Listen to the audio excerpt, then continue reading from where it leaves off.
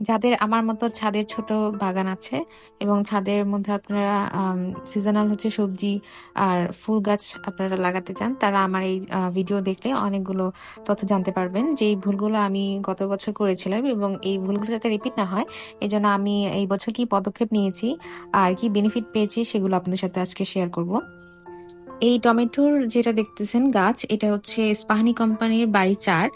এইটা আপনি দেখতেছেন যে অনেকগুলো ফুল ধরেছে এইবার। গত বছর আমি যেই বীজগুলো লাগিয়েছিলাম ওইগুলো তো অতটা বেশি ফুল বা ফল হয়নি।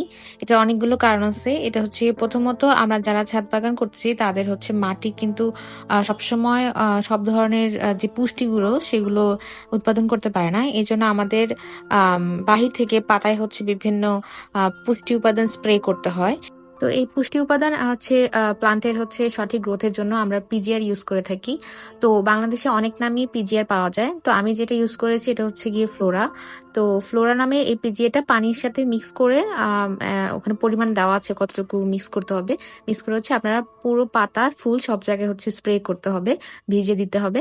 এই পিজিআরটা ইউজ করলে হচ্ছে গাছের অনেক শাখা প্রশাখা নতুন করে গজায়, ফুল ফল ঝরা বন্ধ হয় এবং অনেক আপনি ফুল আসবে, অনেক ফল ধরবে আপনার গাছে। তো এইটা চেষ্টা করবেন হচ্ছে আপনারা ছাদ বাগান যারা করেন তারা হচ্ছে ইউজ করার। এটার কিভাবে ইউজ করতে হয় এটার ব্যবহার বিধি হচ্ছে আপনি ওই ফ্লোরা বা যেই দোকান থেকে কিনবেন ওখানে আপনি জিজ্ঞেস করলে আপনাকে বলে দেবে। এছাড়া হচ্ছে টমেটো, মরিচ এই জাতীয় যে গাছগুলো আছে সেগুলো পাতা কুঁকড়ানো একটা রোগ হয় আর হচ্ছে অনেক পোকামাকড় আক্রমণ দেখা যায়। এই জন্য অবশ্যই অবশ্যই আপনারা কীটনাশক ইউজ করার চেষ্টা করবেন। তো চেষ্টা করবেন, যেহেতু আমরা ছাদ বাগান করতেছি বা অর্গানিক ওয়েতে চেষ্টা করতেছি, তো অর্গানিক যে কীটনাশকগুলো আছে ওইগুলো হচ্ছে ইউজ করার। তো এগুলো হচ্ছে আমার বাকি যেই সবজিগুলো আমার ছাদে আছে। এটা হচ্ছে বিন্দুলাও, যেটা আমি কিছুদিন আগেই হচ্ছে লাগাইছিলাম। তো আর এটা হচ্ছে ধুন্দুল গাছ, এগুলো হচ্ছে আমার ধনিয়া পাতা গাছ। তারপর এইখানে আমি আমার যেই রোজ প্লান্টগুলো ছিল সেগুলো সবগুলোকে হচ্ছে শীতের শুরুর দিকে হচ্ছে আমি ছাঁটাই করে দিয়েছি, তো যাতে নতুন শাখা হচ্ছে গজায়। আর এটা করতেই হবে, এটা করলেই তখন আপনার নতুন শাখা গজেই হচ্ছে নতুন নতুন ফুল আসবে।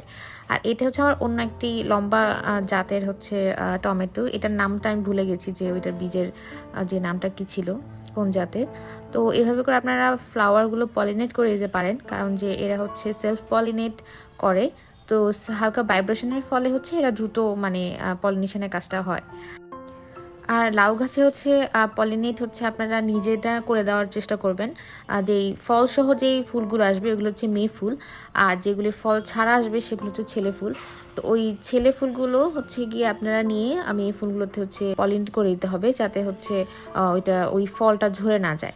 আর এখানে আমি কিছু হর্ন কুচি, যেগুলো মানে শিংকুচি, এগুলো দিয়ে দিচ্ছি। এগুলো হচ্ছে গিয়ে যখন গাছে ফুল আসবে তখন আপনারা দেওয়ার চেষ্টা করবেন। শিংকুচির মধ্যে হচ্ছে নাইট্রোজেন, ফসফরাস, সালফার এই 3টি উপাদান আপনারা পেয়ে যাবেন। চেষ্টা করবেন যখনই আপনার গাছে ফুল বা ফল আসে তারপর পরই হচ্ছে এইটা দেওয়ার জন্য, কারণ যে এটি একটি জৈব উপাদান, দেওয়ার মাধ্যমে হচ্ছে আপনার গাছ অনেক ধরনের পুষ্টি উপাদান সংগ্রহ করতে পারবে। আর এই হচ্ছে আমার কিছুদিন পর, প্রায় 10-15 দিন পর আমার টমেটো, বেগুন এগুলো হচ্ছে মোটামুটি বড় হয়েছে। ওই লুকটা আপনারা এখানে দেখতে পারতেছেন। I am not an expert, but আমার এক্সপিরিয়েন্স থেকে আমি চেষ্টা করছি আপনাদেরকে শেয়ার করার আমি কিভাবে আমার গাছগুলো যত্ন নিই।